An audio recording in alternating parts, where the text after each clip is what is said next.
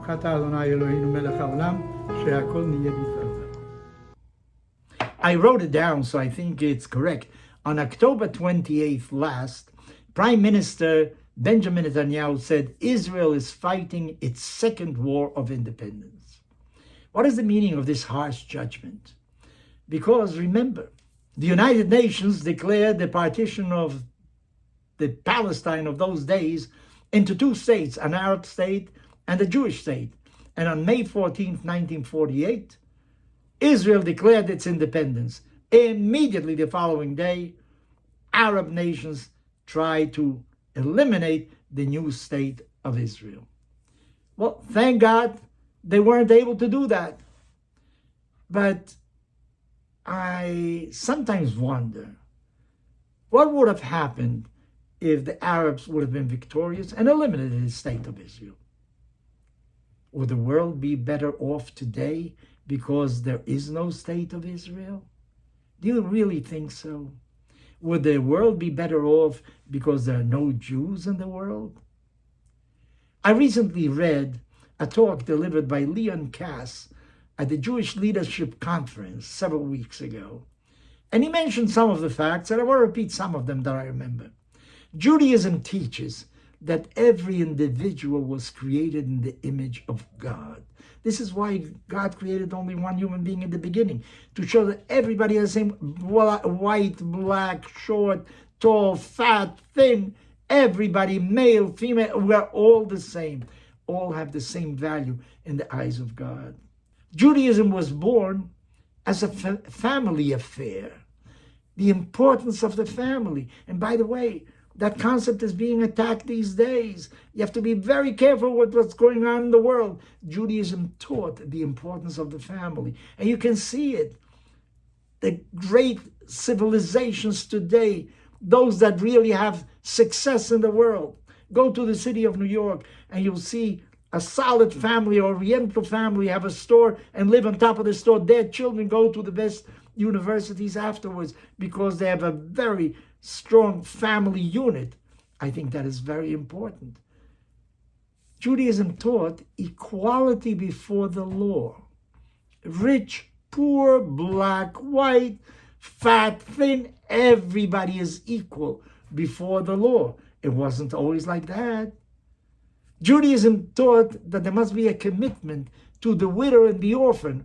Symbolically, they represent those that are less fortunate in this world, those that don't make it. You have to help them. You have to share what you have with other people. Judaism taught there's such a thing as forgiveness.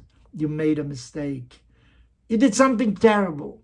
There's a way out always. You are never in the last stance. There's always a way of redoing yourself, of reinventing yourself.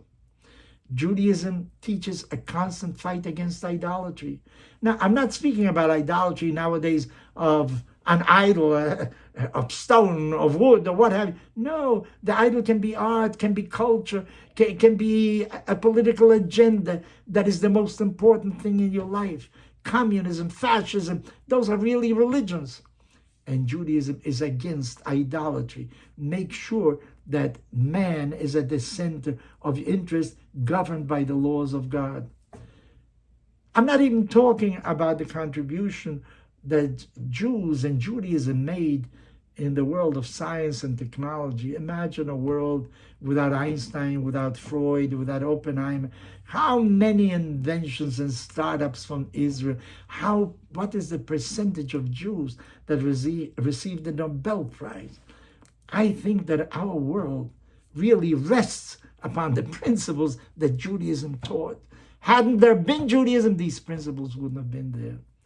Yet I think also that the Muslim world, Islam, should take stock of its position in the world today. What has been their contribution in the last 2 centuries? What have they done? I think that all you hear nowadays is hate, retribution, warfare, terror. I don't think that brings any good to the world. Yet, Muslims contributed tremendously to the welfare of society, to philosophy, mathematics, astronomy. Actually, Muslim is a very able society.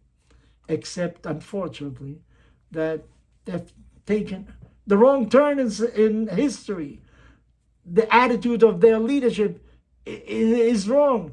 They should really try to think about what they had done in the past, how they can be a positive element to bring about a betterment, welfare, greater welfare for entire society. So my discourse about the elimination of the Jews would have been the greatest terrible mistake the world have done. Thank God it didn't happen. Thank God the state of Israel is strong. Go to Israel. Take a look at what they've done in 75 years. Take a look at the progress of a society, and you will say to yourself, thank God that the Jewish people survived, that they were able to overcome the attack of all those countries that are around them. So make sure in the future, be a defender of the Jews. Make sure, you see, they have contributed tremendously, not only to themselves, they have contributed tremendously to the welfare of society at large.